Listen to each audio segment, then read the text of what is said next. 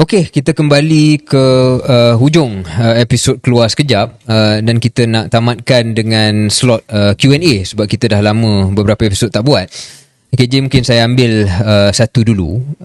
Luqman Sufian Junaidi, would KS entertain the possibility of forming a new political party? Adakah kita nak buat parti politik yang baru? Tapi KJ, sebelum KJ jawab perkara ni atau kita ulas perkara ni, dalam episod lepas bersama dengan Waf, KJ telah meluahkan sedikit perasaan berkenaan dengan keputusan yang KJ nak buat, sama ada nak terima perlawanan bersatu atau tak terima. Tapi KJ kata sambil memikirkan keputusan itu, KJ nak ingatkan pada orang ataupun mengatakan ada kesan psikologi apabila melihat orang UMNO ataupun sebahagian penyokong UMNO dan penyokong Pakatan Harapan serang KJ secara personal, berbanding dengan Perikatan Nasional yang tidak berbuat begitu. Dan komen KJ itu mendapat reaksi yang pelbagai. Ada yang kata pada saya, they appreciate the moment of vulnerability. Ada yang juga tak suka, akan bahasa mudahnya menganjing lah. Mungkin KJ nak respon kepada reaksi-reaksi. Ya, jadi sebab tu I don't do feelings. Saya tak suka cakap soal perasaan saya. Saya tahu Syaril memang postmodern gentleman, yang suka cakap tentang feelings, really. yang suka psychoanalyze, yang suka sama dengan rakan-rakan ada campfire, lepas tu nyanyi lagu-lagu tentang feelings dan sebagainya. I don't do that, dan small moment, man's man lah. I mean man's man. We don't talk about feelings, right? I mean small moment of vulnerability pada episod yang lepas pun telah dijadikan sebagai satu isu, dan macam-macam lah, menganjing dan sebagainya. So I think Tapi KJ, like I said just now, it depends which reality you function in. And ada reality yang appreciate dan melihat itu sebagai satu keikhlasan, kejujuran seorang manusia. Yeah. I think, but seriously, I mean, saya agak saya bergurau tadilah. I didn't want to be insouciant about the issue. Waktu saya jadi Menteri Kesihatan, I was a big champion for mental health.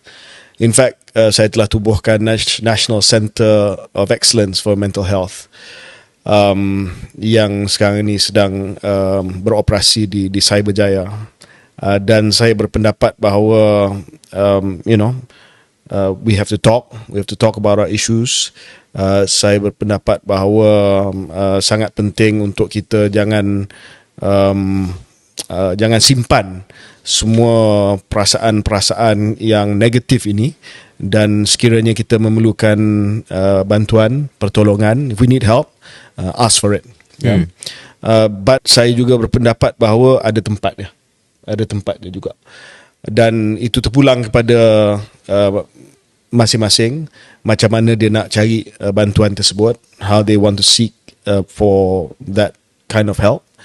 But for the purposes of politics, kita sebagai ahli politik, kita seolah-olah ada expectation, ada harapan bahawa we are not supposed to talk about feelings.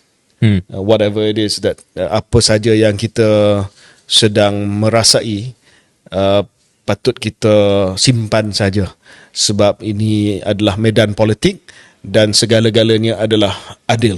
Everything's fair in war. So I don't know, maybe saya membesar dalam realiti politik tersebut, di mana saya pilih untuk tidak berbincang soal perasaan, dan itu bertentangan dengan nasihat saya sebagai bekas Menteri Kesihatan. Let me ask you this, KJ, kalau saya boleh menyampuk kejap. Do you feel, sekarang keluar sekejap, do you feel more at peace when you're out on a day-to-day level? Yes and no. We are doing feelings, aren't we? We are doing feelings. without asking it directly. Without doing it directly. But okay. I mean, you give an answer yes and no. Yeah. No, it's definitely yes for me, by the way. Okay. I'm like, my wife says I'm more pleasant to be around. My friends are happier with me. It's less toxic. Dalam politik ni, kalau hari-hari, the toxic environment is... Why am I not getting those vibes? What do you mean? You don't feel like I'm nicer to you? Oh, you mean... Okay, yep. but No? bagi saya yes and no. Yes, ya, macam Syaril sebutlah. I suppose kita di luar daripada gelanggang yang agak toxic ni. Dan I mean, let's call it for what it is lah. Politics anywhere, especially in Malaysia, is a toxic place. Ya, gelanggang yang toxic. So I suppose yes. But no also, because setiap hari, You want to go back? yeah, I mean, Itching I'm to go looking at it and I'm thinking, I know how to fix that. So, Yeah, yeah. I understand. So saya kena tentramkan jiwa saya supaya tidak mau masuk balik dalam Terburu-buru. gelanggang terlalu awal. Okay, kita dah menyimpang jauh daripada soalan Okay, sorry, asal. yeah.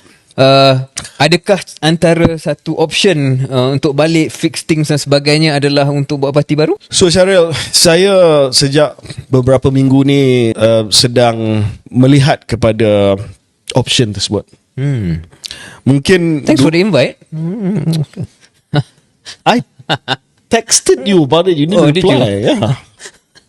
Mungkin beberapa bulan sebelum ni saya agak berat sebab saya nampak pasaran parti politik ni dah agak tepu, saturated.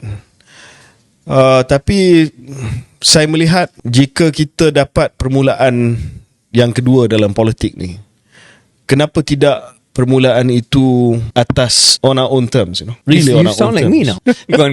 Go on. Because kalau kita masuk mana-mana rumah, kita nak kena sesuaikan diri dengan adat resam rumah tersebut. Dan mungkin adat resam rumah tersebut, of course lah, tidak akan 100% apa yang kita nak.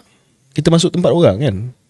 Macam UMNO dulu, walaupun saya tidak kesal dengan keputusan menyertai UMNO dan memilih UMNO, tetapi saya percaya Syaril juga, kita banyak terpaksa buat Adjustment. sesuaikan diri lah kepada keadaan adab resan dalam UMNO. So bila kita dah dapat peluang kedua ni, dan bukan semua yang dapat peluang kedua tanpa melompat seperti kata, maybe want to do it on your own terms. And yeah, fine, if you set up a political party, you can go the way of pejuang, sorry to say, hilang deposit and all that, people laugh at you and all that, but maybe you rasa lebih fulfilled sebab you did it on your own terms.